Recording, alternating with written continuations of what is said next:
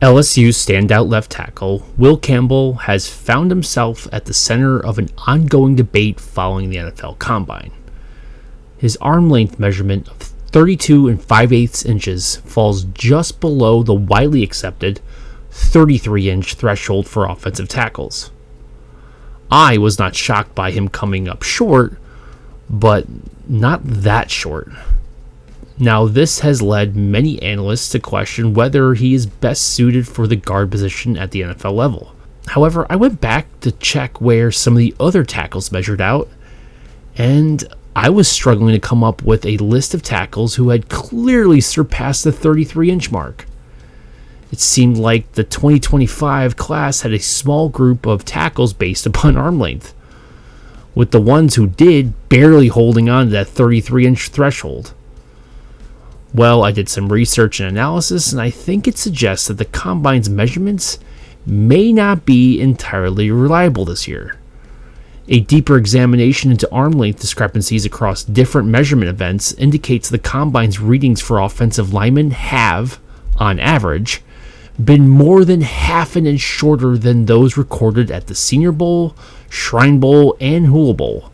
Now, I haven't seen anybody else do this, but I think my analysis could have a significant impact on the perception of Campbell's positional versatility and his overall draft stock, especially if his pro day shows that his arm length is a little bit closer to 33 inches. Now, after analyzing data from multiple pre-draft events, so again, the Senior Bowl, Shrine Bowl, Hula Bowl, it became evident that the Combine's arm length measurements are consistently shorter than those from the other sources. Across all offensive linemen evaluated, the average arm length at the Combine was a little bit more than half an inch shorter than all the other All-Star games. So the guys who went to the Senior Bowl that went to the Combine, or they went to the Hula Bowl, the Combine, or the Shrine Bowl in the Combine, on average, they measured out over half an inch longer at their All-Star event than they did at the Combine, with the standard deviation being 0.325 inches. This illustrates that the discrepancy is not an isolated occurrence, but actually rather a systemic trend. Some players experience greater discrepancies than others. The most extreme case saw an arm length reduction of a full inch between their All-Star game measurement and the Combine. Now, interestingly, there was only one outlier where Jalen Travis recorded an increase in his arm length at the Combine, raising further questions about the measurement consistency and the methodology. Is it consistent? Now, I remember Jim Nagy saying that it's the same crew that does the Senior Bowl and the Combine. Maybe not exactly the same guys, but same outfit.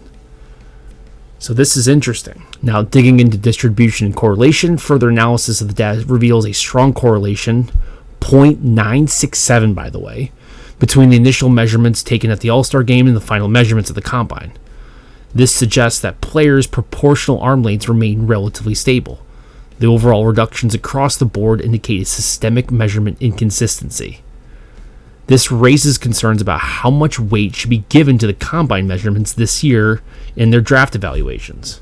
A regression model was developed to predict a better arm length discrepancies based upon initial measurements, which allowed us to predict final arm length by 93.4% accuracy, which obviously reinforces the notion that the players' arm lengths are not physically changing between events, obviously, but rather the methodology measurement varies between different settings.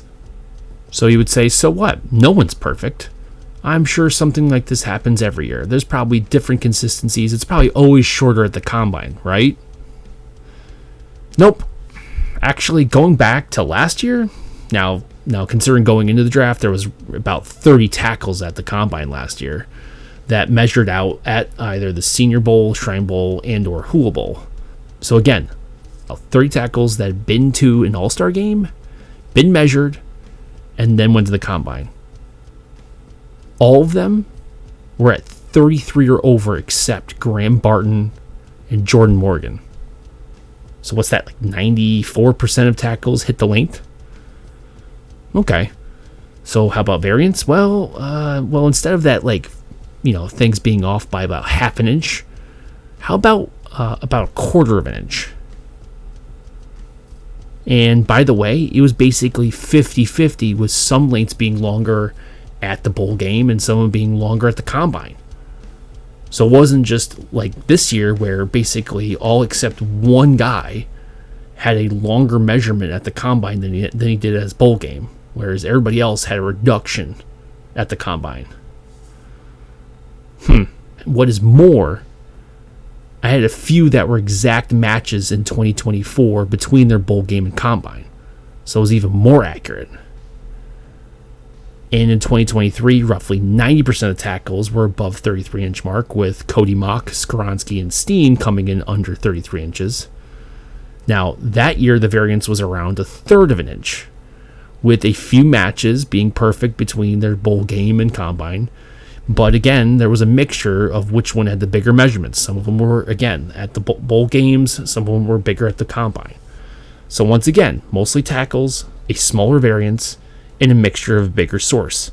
So the previous two drafts were very similar. Most tackles hit the threshold.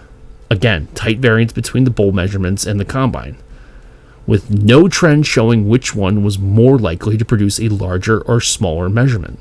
Now, turning back to 2025, an analysis of the measurements showed that roughly 44% of offensive linemen maintained an arm length of 33 inches or more, with a half an inch variance, with all but one tackle arm measurement being longer at the combine than at their bowl game.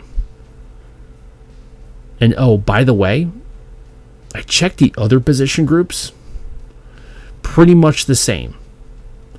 So yeah, the stats say that something is going on here. Either this tackle class has the absolute worst genetics, or maybe something was off at the combine. Because if you just went off the Senior Bowl measurements, you'd actually have a pretty normal year for tackles hitting the 33-inch threshold, with Zabel and Milam being the tackles that would have went well under the threshold and would be considered guards, which, by the way, they played those positions at the Senior Bowl. So yeah, I think it's reasonable to hold off on those arm measurements for the time being, especially for Will Campbell and any other borderline tackle, and wait for their pro day for team scouts to get a consensus on this measurement. And I'm not saying that Campbell's arms are actually over 33 inches, but one must admit the glaring trend in this year's measurements warrants some follow-up to verify.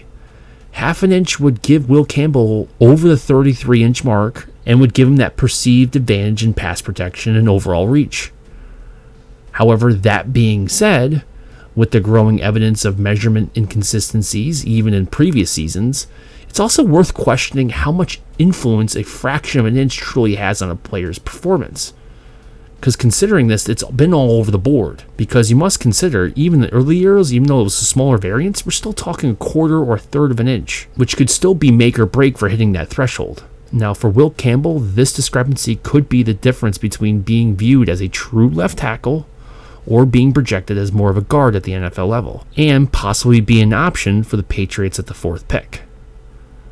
Yes, we know Campbell's arms are not long. I'm not saying they're long. And, honestly, at best, they're probably right at the threshold.